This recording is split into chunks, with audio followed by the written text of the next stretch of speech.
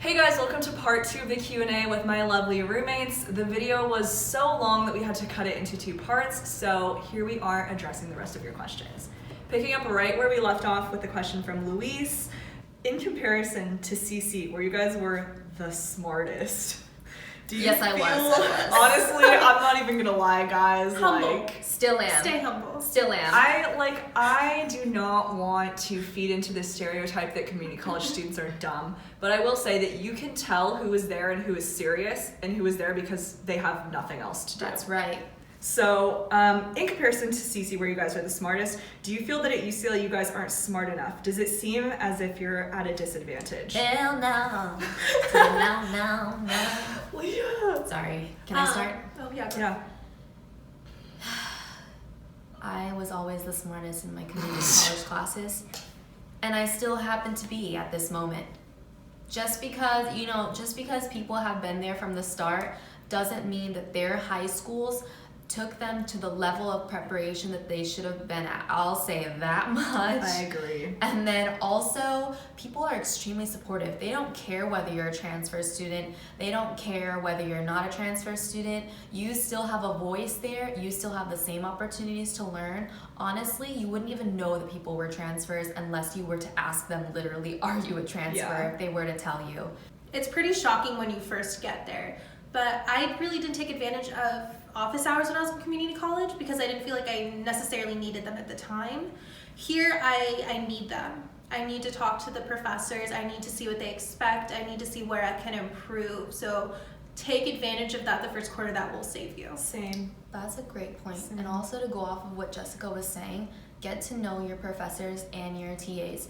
In community college, usually office hours is if you don't understand something, but here, office hours is your chance to meet people, to network, because you may need these people later in your life. They may need you. Just take advantage of the opportunity. But that being said, there is a feeling of, for me personally, being a bit, I don't want to use the word inferior, I guess insecure in the level that I'm at here. It felt different. I was used to excelling, and here we are all excelling. But if everyone's excelling, it feels like no one is. That's kind of it. But just keep going. You're all doing great. Yeah, I felt similar to that. At first, the first few weeks, the homework was very different than I expected it to be. And it seemed like my classmates were getting it a lot quicker than I was. And I was really upset about that and down on myself. But then by the end of the quarter, I realized they're not smarter than I am. It's just that they've been here since they were freshmen. So they know how to play the system better than I did because obviously I've never been in a university setting like this. So now I kind of feel like the playing field is a little bit more level. The most difficult / annoying part of attending community college and the most difficult / annoying part of attending UCLA. Ladies? I have to think about that one. Oh God. I can dive right in. Definitely the most annoying and also stressful part of going to community college. Oh, good Lord. She's getting upset. Oh, you just got me fired up. Okay, but honestly, the most annoying part was that I didn't actually get accepted into a school yet.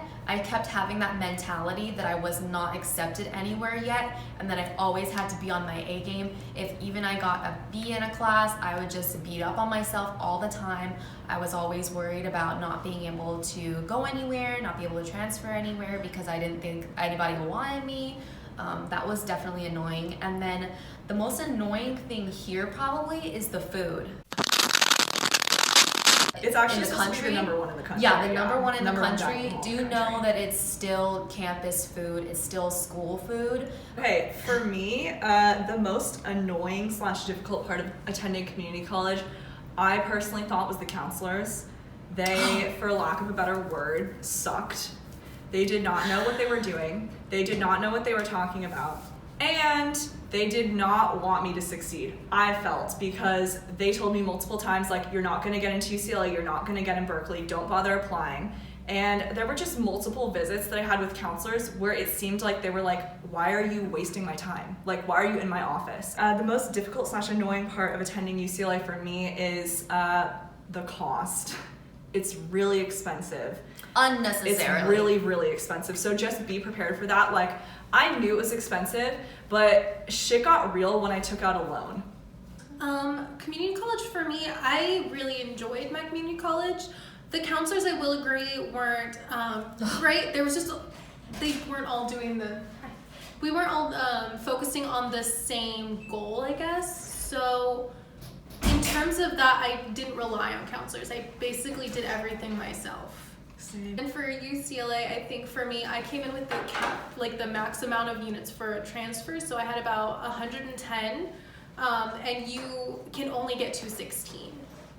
So kind of fitting that in with my educational goals was challenging, and still kind of is. There were things I had to put on the back burner for actual requirements. Right. Yeah. How hard is it to get the classes that you want at UCLA? It or is, are they often full? Oh no, it is not easy. Yeah. Okay, so step right in if I forget any details. But basically, so we have a first pass and a second pass. So your first pass, you can only apply for or enroll for 10 credits, and those credits have to be purely from your major. By the time you have your second pass, like the classes are so full. Honestly, when I had my first class, all my classes were full. Like the classes that I'm taking this quarter are not any of the classes that I needed. They're just the classes that I could get. It's really difficult, and I don't even have an impacted major. Like Leah has an impacted major. I don't, and it's still extremely difficult to get into your classes.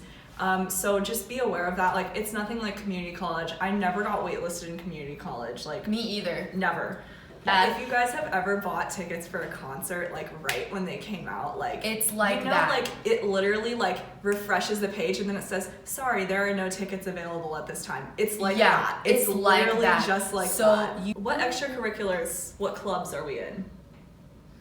I joined a few African American clubs.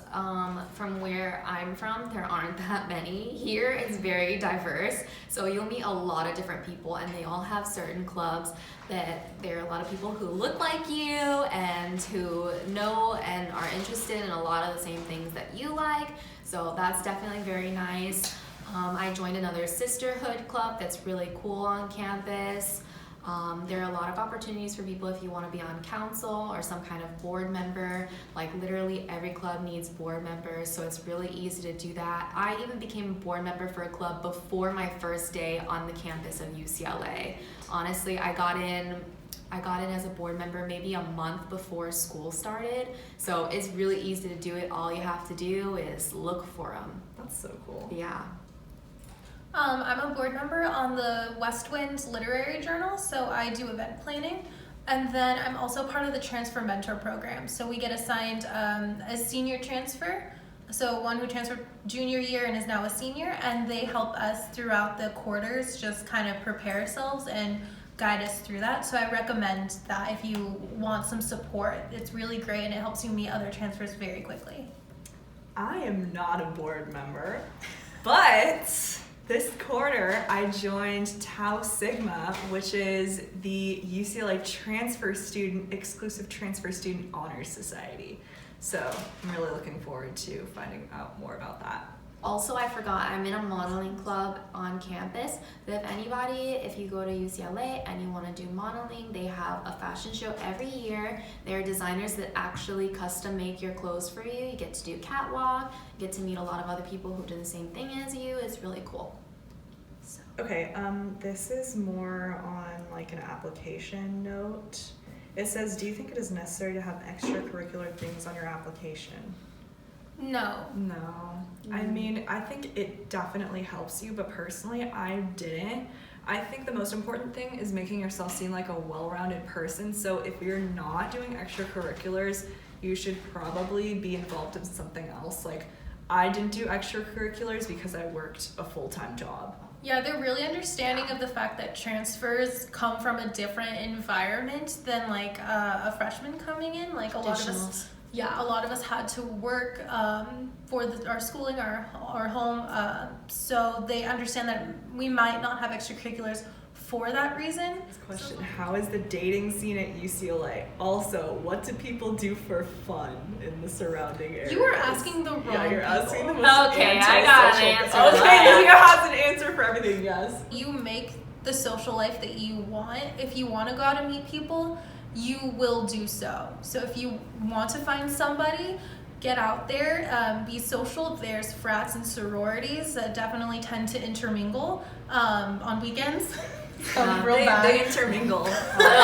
There's clubs on campus. There's so many opportunities to be social and meet other people. But again, pro dating tip, because I have those. Don't go in with expectations here. Yeah, so Westwood is great. It's very walkable, like Leah said.